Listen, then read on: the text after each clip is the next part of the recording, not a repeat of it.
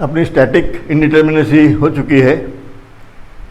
अभी kinematic indeterminacy देखेंगे, उसके बाद स्टैटिक और काइनेमेटिक इंडिटर्मिनेसी को कंबाइन करके न्यूमेरिकल्स एग्जांपल्स मैं आपको बताने वाला हूँ। तो अभी देखते हैं second part, kinematic indeterminacy means degree of kinematic indeterminacy. ये काइनेमेटिक इंडिटर्मिनेसी ये डिपेंड होती है ट्रांसलेशन एंड रोटेशन। तो मैं यहाँ सिंपली, क्योंकि ये वर्ड्स इसमें ट्रांसलेशन तो ठीक है, ऐसी मूवमेंट या ऐसी मूवमेंट या ऐसी मूवमेंट, ये हो गया ट्रांसलेशन। रोटेशन ऑफ जॉइंट, इसको अगर आपने रिलेट कर दिया slope and deflection, slope deflection method नहीं, स्लोप एंड डिफ्लेक्शन, तो कहाँ पर स्लोप आएगा ये अपन बहुत जल्दी समझ में आ जाएगा, इसलिए मैं उसको रिलेट करूँगा स्लोप और डिफ्लेक्शन के साथ में, तो फिर ये बहुत आसानी से सब समझ में आ जाएगा। अदरवाइज ये ट्रांसलेशन रोटेशन तो यहाँ पे कन्फ्यूजन जहाँ पे होता है मैं वहाँ बताऊँगा अभी। वन बाय वन एक चीज़ दिखते हैं। It is related to unknown displacement. अब डिस्प्लेसमेंट ये है common word, displacement means translation and rotation. अब translation is denoted by delta, rotation as usual we denoted by theta. Rotation means slope and here deflection means translation. Degree of freedom, ये एक इसकी concept मैं यहाँ पे clear करने वाला हूँ मेनली इस लेक्चर में। डिग्री ऑफ फ्रीडम ये क्या है कि जो भी जॉइंट है, कोई फ्रेम है, ट्रस है, तो उस जॉइंट की मूवमेंट होने में फ्रीडम है, फ्री टू मूव। कौन से डायरेक्शन में मूव हो सकता है, जैसे एक डायरेक्शन में मूव हो सकता है, वाई डायरेक्शन में मूव हो सकता है, जेड डायरेक्शन में मूव हो सकता है, रोटेशन भी हो सकता है about z axis, about x axis, about y axis. तो किसी भी जॉइंट का डिस्प्लेसमेंट फ्रीली हो रहा है, that is degree of freedom. यानी फ्रीडम है उसको मूव होने के लिए, एक डायरेक्शन में, वाई डायरेक्शन में, जेड डायरेक्शन में, about x axis, about y axis, about z axis, है ना। तो ये डिग्री ऑफ फ्रीडम ये मैं अभी इलेबोरेट करने वाला हूँ। सारे न्यूमेरिकल जो है यहाँ पे जो एग्जाम्पल्स बताने जा रहा हूँ वो डिग्री ऑफ फ्रीडम पे ही है। Number of additional equations required, ये है मेन चीज, that is DK. DK means degree of kinematic indeterminacy, यानी कितने अपने को एडिशनल इक्वेशन लगने वाले हैं ताकि अननोन निकल जाए, और ये पता रहना आवश्यक है। और ये जो मैं अभी बताने जा रहा हूँ इसका भी नॉलेज बहुत आवश्यक है, क्योंकि अननोन्स और कहाँ पर है वो, ये अगर पता है तो ही अननोन निकाल सकते हैं अपन। अगर अननोन कहाँ है और कौन से है, रिएक्शन, मोमेंट या डिफ्लेक्शन, रोटेशन, ये अगर पता है तो ही निकाल सकेंगे, है ना। तो वो पता कैसे करना ये अपने को भी देखना है। सो additional equations required, compatibility equations जो भी है अपने पास में, जस्ट लाइक इक्विलिब्रियम, उसके अलावा कितने इक्वेशंस अपने को लगेंगे कोई भी न्यूमेरिकल छुड़ाने के लिए। So that is denoted by degree of kinematic indeterminacy. अपन ने देखा है कि स्टैटिक इंडिटर्मिनेसी, अब देखने वाले हैं काइनेमेटिक इंडिटर्मिनेसी। अपने को दो मेथड्स देखना है फ्लेक्सिबिलिटी में, एक फ्लेक्सिबिलिटी और स्टिफनेस। ये दो जो मेथड देखना है, फ्लेक्सिबिलिटी मेथड और स्टिफनेस मेथड। तो वहाँ पर एक जगह पे स्टैटिक इंडिटर्मिनेसी काम किए, दूसरी जगह पे काइनेमेटिक इंडिटर्मिनेसी काम किए। इसलिए ये दोनों का नॉलेज आवश्यक है, तभी जाके वो मेथड समझ में आएगी अपने को। जैसे कि फिक्स बीम अगर है तो आपको ये पता है फिक्स बीम में ये सपोर्ट ना ट्रांसलेट होगा क्योंकि पकड़ के रखा है, ना एक डायरेक्शन में मूव होगा, ना वाई डायरेक्शन में मूव होगा, ना यहाँ पे रोटेशन आएगा, है ना। उसका डिफ्लेक्टेड शेप जो है ये ऐसे रहता है अपना, तो यहाँ पे थीटा की वैल्यू 0, इधर भी थीटा की वैल्यू 0, बराबर है। तो एक डायरेक्शन मूव नहीं होगा, वाई डायरेक्शन में मूव नहीं होगा और रोटेशन भी नहीं रहेगा। तो ये जो बीम है, फिक्स बीम, ये अपन ने जो देखा है वहाँ पर इनडिटर्मिनेट स्ट्रक्चर है ये। तो ये स्ट्रक्चर इनडिटर्मिनेट है, लेकिन काइनेमेटिकली, क्योंकि यहाँ पे डिफ्लेक्शन चाहिए अपने को, deflection and slope, translation and rotation, तो ट्रांसलेशन रोटेशन 0 है, तो काइनेमेटिकली इट इज डिटर्मिनेट, काइनेमेटिकली। अब सिंपली सपोर्टेड बीम, ये तो डिटर्मिनेट स्ट्रक्चर देखा है अपन ने, लेकिन काइनेमेटिकली इनडिटर्मिनेट है, क्योंकि ये इसका डिफ्लेक्टेड शेप ऐसे रहेगा, तो यहाँ पे एक रोटेशन आएगा ऐसे, यहाँ पे भी रोटेशन आएगा, बराबर, θ1 θ2। तो ये जो स्ट्रक्चर है काइनेमेटिकली इनडिटर्मिनेट हो गया, सिंपली सपोर्टेड बीम। लेकिन फिक्स बीम जिसमें ट्रांसलेशन रोटेशन 0 है, इसलिए kinematically it is determinate and it is kinematically indeterminate structure. ये एक बेसिक डिफरेंस है। ओके, अब मैं यहाँ पे आपको एक आइडियाज क्लियर हो जाना चाहिए DOF यानी डिग्री ऑफ फ्रीडम की, उसके लिए मैं कुछ यहाँ पे एग्जाम्पल्स एक्सप्लेन करने जा रहा हूँ। पहले 2 डायमेंशनल, ये एक फ्रेम दी गई है, इधर हिंज सपोर्ट, रोलर सपोर्ट। मैं सिर्फ यहाँ पर अभी ये जॉइंट को कंसीडर कर रहा हूँ। ये जो जॉइंट है, under the action of load flow, temperature rise, जो भी है, लैक ऑफ हीट, कुछ भी रह सकता है। ये जॉइंट ऐसे इधर खिसक सकता है या तो इधर, एक डायरेक्शन में ट्रांसलेट हो सकता है। सिमिलरली वाई डायरेक्शन में भी ट्रांसलेट हो सकता है, दोनों डायरेक्शन में ट्रांसलेट, ऊपर भी जा सकता है, नीचे भी जा सकता है, राइट जा सकता है, लेफ्ट जा सकता है। तो इसका डिग्री ऑफ फ्रीडम यानी फ्री टू मूव, ये जॉइंट कितने डायरेक्शन में मूव हो सकता है? सो हियर इट इज 2 डायमेंशनल अगर कंसीडर करते हैं तो। अभी यहाँ पे पिन है, अगर पिन है तो रोटेशन नहीं होगा। मैं स्केल देखो आप, ये फ्री टू मूव है अगर है यहाँ पर, तो इसमें कोई रोटेशन नहीं होगा। लेकिन इसी स्केल को यहाँ अगर फिक्स कर दो, रिजिड है तो ऐसी बेंड हो गई, तो यहाँ पे बेंड होने से इसको टेंजेंट निकलेगा, जैसे ये टेंजेंट निकल गया है ना, तो टेंजेंट आएगा तो रोटेशन। जहाँ रिजिडिटी है तो वहाँ पे रोटेशन आएगा, अगर पिन है तो वहाँ पे रोटेशन नहीं आएगा। ओके, तो उस हिसाब से रोटेशन नहीं आएगा, ये 2 डायरेक्शन में मूव होगा। अगर यही स्ट्रक्चर 3 डायमेंशनल अगर है, ओके, सेम स्ट्रक्चर 3 डायमेंशनल, तो इसकी मूवमेंट यस डायरेक्शन में, वाई डायरेक्शन में और जेड डायरेक्शन में भी होगी, ऐसे भी जाएगा। ओके, तो ये 3 डायरेक्शन में मूव हो सकता है। So degree of freedom, free to move in 3 direction, so degree of freedom is 3 for this case. ये 3 डायमेंशनल, 2 डायमेंशनल। सिमिलरली अब यहाँ पे अपन जो देखने वाले हैं, ये एक्सटेंसिबल मेंबर, यानी इसकी लेंथ कम ज़्यादा हो सकती है।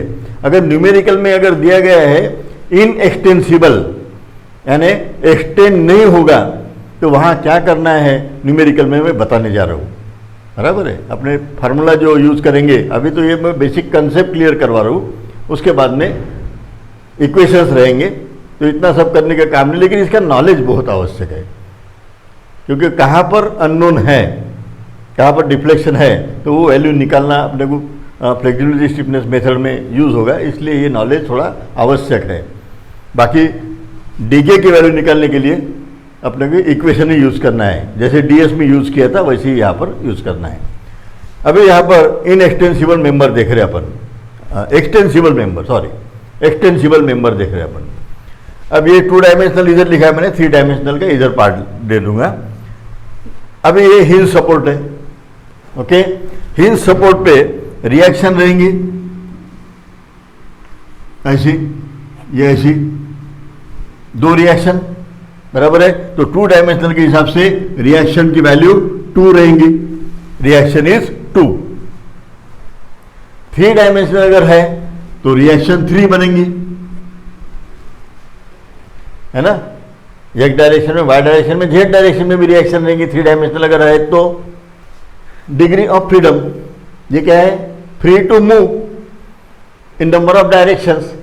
तो ये इधर में पकड़ के रखा है, जहाँ पे भी फोर्स रहेगा रिएक्शन वगैरह, वो रिएक्शन कहाँ डेवलप होती है, चाहे मोमेंट रहने दो या फोर्स रहने दो, ये कहाँ डेवलप होता है, whenever there is resistance. Resistance अगर है तो वहाँ पे रिएक्शन, अगर रिएक्शन है इसका मतलब वो डायरेक्शन में मोमेंट पॉसिबल नहीं है, मोमेंट अपन ने रिस्ट्रिक्ट की है, इसलिए तो रिएक्शन डेवलप हुई है ना, रेजिस्टेंस है। तो ये वाई डायरेक्शन में ये सपोर्ट मूव नहीं होने देंगे क्योंकि ये सपोर्ट रिएक्शन रहेंगे, ये इधर भी नहीं जाएगा एक डायरेक्शन में, इधर या इधर, उधर भी रेस्ट्रिक्टेड है। तो डिग्री ऑफ फ्रीडम है ही नहीं, फ्रीडम नहीं है उसको, उस जॉइंट को। सो हियर इट इज 0। अब ये 3 डायमेंशन में तीनों डायरेक्शन में रिएक्शन रहेंगी, एक्स वाई जेड, है ना, तो तीनों डायरेक्शन में इसकी मूवमेंट रेस्ट्रिक्टेड है, तो डिग्री ऑफ फ्रीडम ये 0 रहेगा। ओके।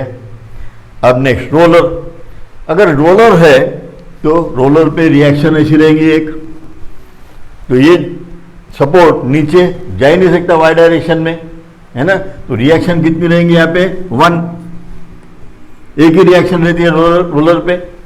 और अभी ये 3 डायमेंशनल रहने दो क्या 2 डायमेंशनल, रोलर कैसे भी घूमने दो, रिएक्शन एक ही रहेंगी, एक। डिग्री ऑफ फ्रीडम, अब यहाँ पर ये रोलर वाई डायरेक्शन में तो मूव नहीं हो रहा है, लेकिन ये एक डायरेक्शन में आराम से मूव हो सकता है, रोलर है वो, रेस्ट्रिक्टेड नहीं है, free to move, free to move है, यानी ये 1, डिग्री ऑफ फ्रीडम 1। अब वाई डायरेक्शन में रेस्ट्रिक्टेड है, ये 3 डायमेंशनल फिगर है, अगर मान लो ये 3 डायमेंशनल है तो रोलर ऐसे मूव होगा, ऐसे भी मूव होगा, है ना, एक डायरेक्शन में मूव हो सकता है, वाई डायरेक्शन जेड डायरेक्शन में मूव हो सकता है, सिर्फ वाई डायरेक्शन में नीचे नहीं जाएगा वो, तो 2 डायरेक्शन में इसकी मूवमेंट परमिटेड है, नॉट रेस्ट्रिक्टेड है। तो डिग्री ऑफ फ्रीडम यहां पर बनेगा 2, क्योंकि ये 3 डायमेंशन का देख रहे हैं अपन। ओके, यदि 3 डायमेंशन अगर है तो एक डायरेक्शन में, वाई डायरेक्शन में उसकी ट्रांसलेशन जो है नीचे जाने का रोक दिया, लेकिन एक डायरेक्शन में फ्री है, मूव हो सकता है, वाई और जेड डायरेक्शन में भी मूव हो सकता है। वैसे ही यदि फिक्स है, ये सपोर्ट फिक्स है, तो यहां पर 2 डायमेंशन के हिसाब से रिएक्शन कितनी बनेंगी, एक ऐसी, दूसरी ऐसी और तीसरी moment. Moment is also reaction, so here reactions are 3। ये यदि 3 डायमेंशनल कंसिडर करते हैं तो ये वाई एक्स इसके अलावा जेड रहेगा, यानी 3 रिएक्शन, 3 फोर्सेस। और मोमेंट जो है एक direct about x axis, about y axis, about z axis, 3, तो 3 और 3 हो गए ये 6, तो 6 टोटल रिएक्शन बन गए यहां पर। ओके। अब डिग्री ऑफ फ्रीडम, अब डिग्री ऑफ फ्रीडम देखते हैं। डिग्री ऑफ फ्रीडम यानी उसकी फ्री मूवमेंट, यहां पर फ्री है क्या मूवमेंट, फिक्स करके रखा है ना, ये जॉइंट इधर जा सकता है ना इधर आ सकता है, ऐसे भी नहीं होगा और रोटेट भी नहीं होगा, ये मैंने बताया यहाँ पे रोटेट नहीं होगा, है ना। So here it is 0 degree of freedom, कोई फ्रीडम है ही नहीं उसको एक्स वाई जेड डायरेक्शन में, therefore here it is also 0। तो ये होती है degree of freedom. Moment free है, एक direction y direction z direction में ट्रांसलेशन या रोटेशन, अगर फ्री नहीं है, मूवमेंट नहीं कर सकता हो, तो वो 0 डिग्री ऑफ फ्रीडम, फ्रीडम है नहीं उसको। नेक्स्ट, अभी पिन जॉइंट है, ये पिन जॉइंट है, इसका डिग्री ऑफ फ्रीडम निकालेंगे। तो ये ऑलरेडी मैं यहाँ बता चुका हूँ। अब देखिए, ये 2 डायमेंशनल अगर है तो ये इधर मूव हो सकता है, ऐसे मूव हो सकता है, और यहाँ पे पिन है, मैंने अभी बताया एग्जाम्पल स्केल का, जहाँ पे पिन है वहाँ पे रोटेशन नहीं आएगा। रोटेशन अपन किसको बोलते हैं, अगर रिजिडली पकड़ के रखा है ऐसे और ये ऐसे हो गया तो फिर इसका टेंजेंट बनेगा एंड दैट गिव्स रोटेशन। लेकिन ये अगर फ्री है तो इसका कोई टेंजेंट नहीं बनेगा। यहाँ पे रहने के बाद में ये टेंजेंट बना, इधर रहा तो भी ये टेंजेंट ओरिजिनल पोजीशन को पैरेलल रहेगा, कोइंसाइड हो जाएगा तो रोटेशन नहीं आएगा। तो पिन अगर है तो रोटेशन नहीं आएगा। So here degree of freedom is 2। लेकिन अभी ये डिग्री ऑफ फ्रीडम कौन सी है? 2 है, लेकिन वो ट्रांसलेशन वाली है, ट्रांसलेशन है, रोटेशन वाली नहीं है, and it is 2 degree of freedom. ये टी मैंने सफिक्स लिखा है, ये ट्रांसलेशन के लिए, यहाँ पे डेल्टा में लिखते हुए ये लिखा है। ये एक्चुअली ये कैसे है? Delta x plus delta y, यानी ये इधर जो इधर अगर मूव होता है तो ये डेल्टा x, इधर में मूव होता है तो डेल्टा y, और ये दोनों को जोड़ दो तो 2 डिग्री ऑफ फ्रीडम। वैसे ही 3 डायमेंशन अगर है, पिन है तो रोटेशन तो 0, यानी तीनों रोटेशन के चले गए। Okay, theta x, theta y, theta z। अब रहा ट्रांसलेशन, ये ऐसे मूव हो सकता है, ऐसे मूव हो सकता है, और z डायरेक्शन में भी मूव हो सकता है। तीनों ट्रांसलेशन पॉसिबल है। डेल्टा x पॉसिबल है, उसके बाद में डेल्टा y, और बाद में delta z। So here it is 3, degree of freedom is 3। अब नेक्स्ट देखते हैं, ये यहां पे रिजिड जॉइंट है, ये रिजिड है। ओके, अब ये रिजिड होने की वजह से रोटेशन आएगा। पहले तो ये इधर जा सकता है, ऊपर भी जा सकता है, ऊपर या नीचे, राइट या लेफ्ट, दोनों एक ही पकड़ना है। ओके, और उसके अलावा ये रिजिड होने की वजह से ऐसे टर्न होगा। अब ये टर्न अगर होता है तो ऐसे कुछ बन जाएगा, ये शेप मान लो, है ना, ऐसे, तो ये एंगल बन जाएंगे, और ये दोनों एंगल इक्वल रहते हैं तो एक ही बनेगा वो। सो हियर 2 ट्रांसलेशन है, यानी delta x plus delta y, और तीसरा जो है ये है थीटा। ओके, तो यहाँ पर 2 ट्रांसलेशन है और 1 रोटेशन है, और total degree of freedom is 3। अभी यही स्केच अगर 3 डायमेंशन अगर है, ये जॉइंट 3 डायमेंशन है। अब 3 डायमेंशन है तो ये ऐसे मूव हो सकता है, ऐसे मूव हो सकता है, ऐसे मूव हो सकता है। इसके साथ साथ theta x, theta y, theta z, तो ये 3 आएंगे। तो डिग्री ऑफ फ्रीडम के लिए 3 ट्रांसलेशन है एंड 3 रोटेशन है। Okay, so here it is 6, degree of freedom is 6। जहां पे रिजिड है वहां पे रोटेशन आएगा। अब देखते हैं फ्री एंड, इस पे फोकस करना है। ये फ्री एंड, यदि फ्री एंड है तो वहां पर DOF, डिग्री ऑफ फ्रीडम, कितना रहेगा? मैंने पहले ही बताया, एक्सटेंसिबल के लिए देख रहे हैं अपन, एक्सटेंसिबल है ना, एक्सटेंड हो सकता है। तो ये मेंबर इस डायरेक्शन में भी एक्सटेंड हो सकता है, ऐसे।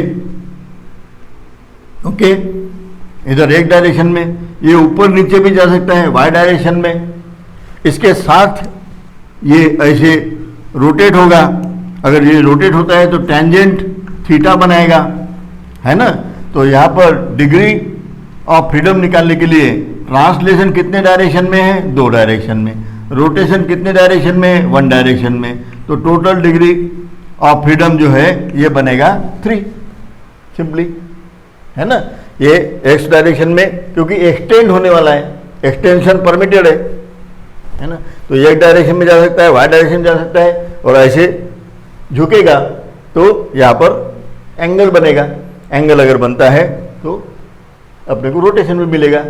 तो ये 2 ट्रांसलेशन वाले हैं, एक्स और वाई, और 1 जो है ये रोटेशन वाला, तो दोनों को जोड़ दो तो ये 3।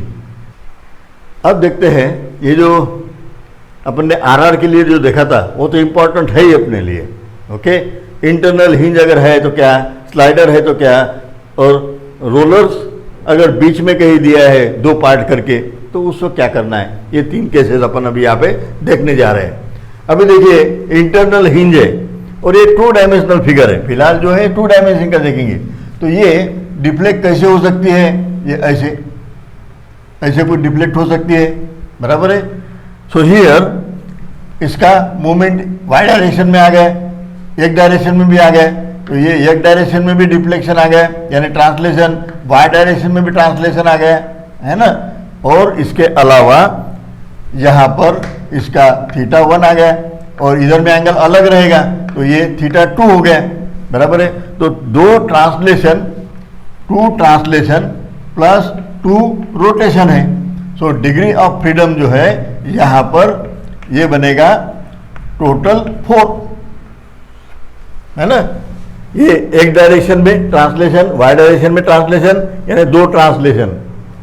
उसके अलावा यहाँ पर एक एंगल, ये अलग एंगल बनेगा, है ना। यहाँ पे हिंज होने की वजह से 2 एंगल अलग रहेंगे, तो ये 2 रोटेशन, तो 2 और 2 4, total degree of freedom free to move in 4 direction in case of 2D।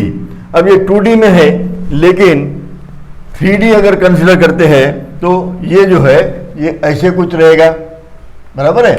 अभी यहाँ पर इसका movement x y z 3 direction में रहेगा, तो 3 ट्रांसलेशन होंगे, ओके। और ये जो एंगल है अपन ने गिना था अभी एक्स एक्सिस के लिए, वैसे ही ये एक्स वाई जेड 3 एक्सिस में एंगल बनेगा अलग अलग, θ1 एक्स वाई जेड डायरेक्शन में, θ2 एक्स वाई जेड डायरेक्शन में, तो टोटल यहाँ पर बन गए 6। तो 6 एंगल मिल जाएंगे। रोटेशन जो है ये 6 डायरेक्शन में आ जाएगा, है ना। अभी यहाँ पर जो है ये सिर्फ अपन ने गिना था एक्स एक्सिस को, बराबर है। लेकिन ये अगर 3 डायमेंशनल अगर फिगर है तो एक्स एक्सिस को अलग एंगल बनाएगा, वाई एक्सिस को अलग बनाएगा, जेड एक्सिस को अलग बनाएगा। और ये 2 है, θ1 एक्स वाई, ये एक्स वाई और जेड डायरेक्शन में, बराबर है। अब यहाँ पे रहेगा वो ये θ1, तो ये एक्स वाई और जेड डायरेक्शन में, और ये θ2 जो है ये फिर से एक्स वाई और जेड डायरेक्शन में। टोटल एंगल मिलेंगे अपने को 6, और ये ट्रांसलेशन जो है एक्स वाई और जेड डायरेक्शन में 3, तो ट्रांसलेशन 3 और रोटेशन 6, तो total DOF degree of freedom it becomes 6 + 3 और 3 + 6 इट इज 9, ओके। ये अब यहाँ पर ये जॉइंट, एक एग्जांपल दे रहा हूँ मैं। अभी इसको क्या हो सकता है, यहाँ पर ये 2 डायमेंशनल फिगर मैं बता रहा हूँ, यहाँ पर 2D के लिए, एक केस 2D की है। अब ये जॉइंट कहीं पे ऐसे ऐसे जा सकता है, मान लो यहाँ पे चले गए, है ना, तो यहाँ पे एक एंगल बनेगा, ऐसे एंगल बनेगा, ये ऐसे एंगल बनेगा, बराबर है।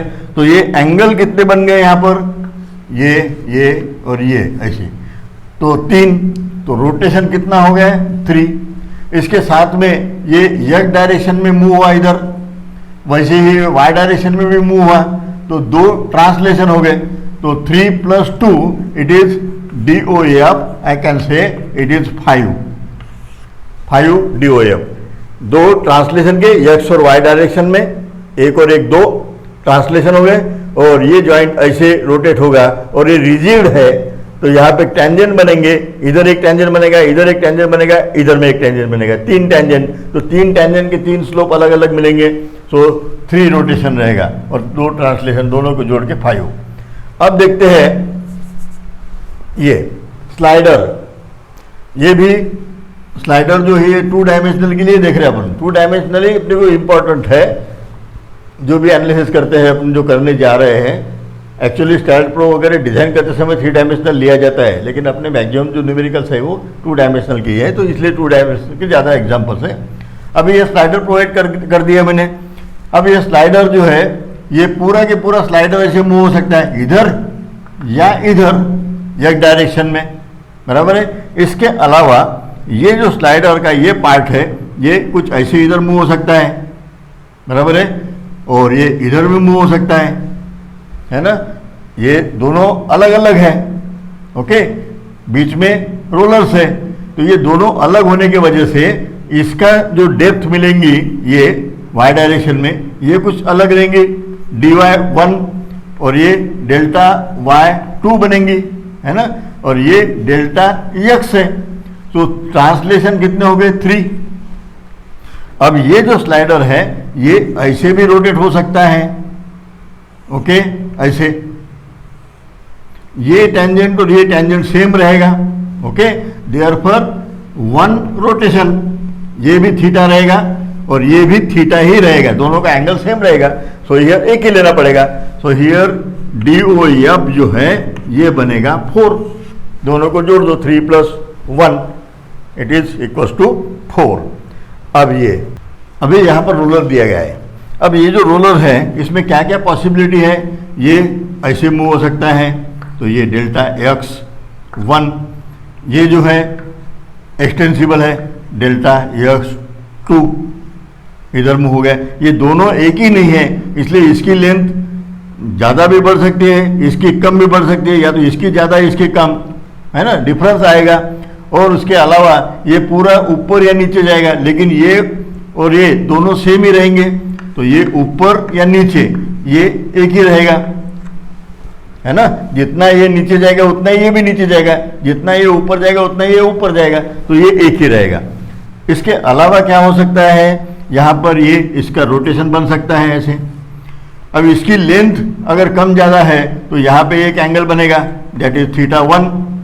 अब ये ऐसे रोटेट हो सकता है, बराबर है, तो ये इसका जो एंगल है ये मानना पड़ेगा अपने को θ2। तो ट्रांसलेशन कितने हो गए? 3 ट्रांसलेशन हो गए, delta x1, delta x2, delta x3, 3। Rotation कितने हुए? 2, θ1, θ2, इसका ये बीम का θ1, ये बीम का θ2, तो 2 रोटेशन हो गए, है ना। ये दोनों को अगर जोड़ देते हैं तो DOF मिलेगा अपने को 5 हो गए। तो इस तरह डिग्री ऑफ फ्रीडम कैसे निकालना, ये मैंने आपको एक थोड़ा सा बताया है, ये क्या होता है, एक थोड़ी आइडिया क्लियर करने की कोशिश की है। लेकिन इसके बाद जो अपन यूज़ करने वाले हैं वो इक्वेशन यूज़ करने वाले हैं। लेकिन फ्लेक्सिबिलिटी एंड स्टिफनेस मेथड में इसका थोड़ा सा, वही तो मैंने बहुत ज़्यादा दे दिया है, इसका थोड़ा पार्ट, क्योंकि वहाँ पे बहुत न्यूमेरिकल्स ऐसे हेवी तो नहीं रहने वाले हैं, वो सिंपल ही रहेंगे कभी भी।